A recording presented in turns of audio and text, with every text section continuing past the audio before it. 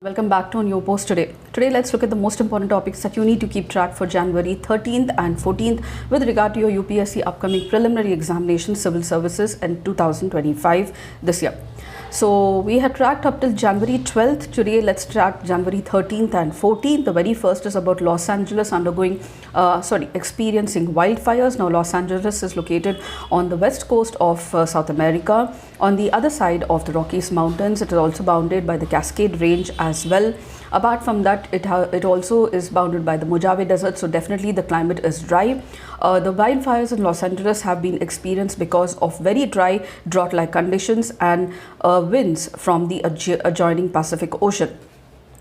So how do we really track fires in when these are experienced? So first of all, what exactly is a forest fire? A forest fire is an uncontrolled fire occurring in vegetation more than 1.8 meters in height, and it is also called as wildfire or bushfire.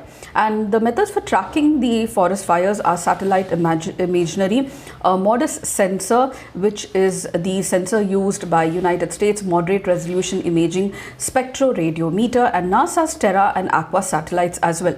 Apart from that, we can use day radars. We can also use drones as well. Apart from that, we can use ground-based reporting, heat sensors, and geographical information system that are used to overlay fire data onto the maps, allowing for better visualization and analysis of the fire spread. The next is about MMR being in news with regard to Kerala. Kerala has the distinction of having the lowest maternal mortality rate and also control on its population, but the recent sample registration system data has showed that Kerala is now exceeding its maternal mortality rate in India, primarily attributed to significant decline in the birth rates in the state, meaning that even with the state with stable numbers of maternal deaths, the ratio appears to be higher because of fewer live births in the state. What exactly is maternal mortality rate? It is a measure to study demography, and it is the measure of the number of maternal deaths per 1 lakh live births given in a given period of time. That's basically 1 year, and it is used to assess the risk of death during pregnancy or childbirth. The next is about silver notice being in news. Now it is being talked by CBI, who is the major agency for coordinating with the Interpol, and therefore it is emphasized that the new introduced silver notice is much more better than the mutual legal assistance treaties now. So the silver notice, which has been recently introduced by Interpol, aims to locate illicit assets laundered across the borders in its newest addition to Interpol's suite of 8 color-coded notices and diffusions, now which enable the country to share alerts and requests for information worldwide.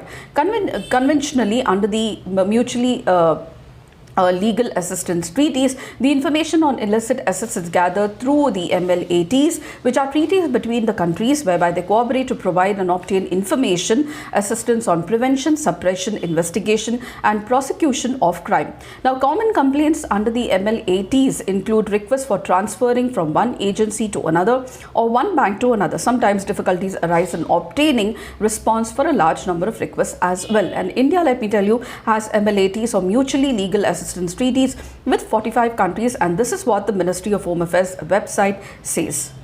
Next is about inflation being low. So always we speak about what exactly is inflation, but there are various types of classifying information based on the coverage and scope. There is comprehensive or economy-wide inflation, or sporadic inflation that keeps coming now and then. Time or period occurrence. So there's wartime inflation, post-war inflation, pandemic-related inflation, and also peacetime related inflation. With regard to government's control and reaction, there is open inflation and suppressed or repressed inflation if the government is taking steps to intervene to control inflation. Based on the prices, it's creeping or mild inflation or low inflation, chronic inflation, walking inflation, moderate inflation, running inflation, galloping or jumping inflation, and hyperinflation. Now, based on the causes, we have deficit caused inflation, credit inflation, scarcity inflation, profit inflation, pricing power inflation, tax inflation, wage related inflation, development related inflation, fiscal related inflation, population related inflation, foreign trade related induced inflation. We have exposed based inflation, imposed based inflation, demand pull inflation, and cost push inflation. And based on the predictability, it is the anticipated or expected inflation and unanticipated or unexpected inflation because of some unexpected causes. So recently the Lokpal and Lokayukta Act celebrated 10 years of coming into force, where it came up into force in 2014. So what does exactly the Lokpal or the Lokayukta Act tell us? It is an ombudsman which redresses the grievances of citizens with regard to public officials or public servants, and it provides for a Lokpal at the center, Lokayukta at the state level. The Act establishes these institutions to investigate corruption allegations against public officials. It mandates setting up of Lokpals at all the state level, and also increases the maximum punishment from 7 to 10 years. It requires public servants to declare their assets and liabilities. The members of the Lokpal are the chairperson and maximum up to 8 members. 4 members are judicial members, such as former Supreme Court judges or Chief Justice of High Court. The remaining 4 members are non-judicial members and in anti-corruption, public administration and other related areas. And at least half of the members should be from the scheduled caste, scheduled tribe, OBCs, minorities and women. The Act was passed in 2013 and it came into force in 2014. And recently, fencing of the border was done with regard to Bangladesh because of the situation of the in Bangladesh and the interim government there. Let me tell you, India shares land borders with almost 7 countries. They are Bangladesh, which has a 4,096 border. China is the second largest, 3,488. Pakistan, 3,322. Nepal, 1,751. Myanmar, 1,643. Bhutan, 699. And Afghanistan, 106. The least and the smallest border is with Afghanistan.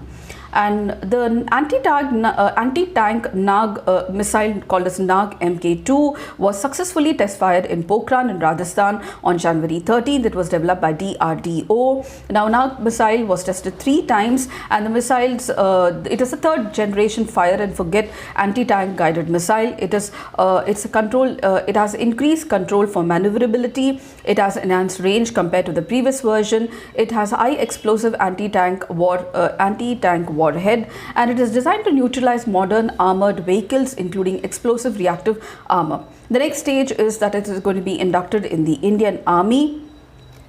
And the last issue for the day is about the peace deal between Israel and Hamas. It is a 3-stage deal that is being brokered by 3 countries, that is Egypt, Qatar and United Nations. And the activities and supervision of this ceasefire deal between the Israel and the Hamas will be overlooked by Egypt, Qatar and United Nations. So the first stage, Hamas will increase captives of Israel's. In the second stage, they would Hamas would release all the remaining male Israelis, both civilians and soldiers. And in the third stage, they would release all the remaining deceased Israeli captives in exchange for Israel releasing remaining deceased Palestinian bodies as well. And the supervision of the proposal is going to be taken over by Egypt, Qatar and United Nations. So these are the most important topics I thought I should be tracking for you for January 13th and 14th. If you did, please do like, share and subscribe, and don't forget to comment at the end of the video. I shall see you in my next post. Until then, it's very happy learning.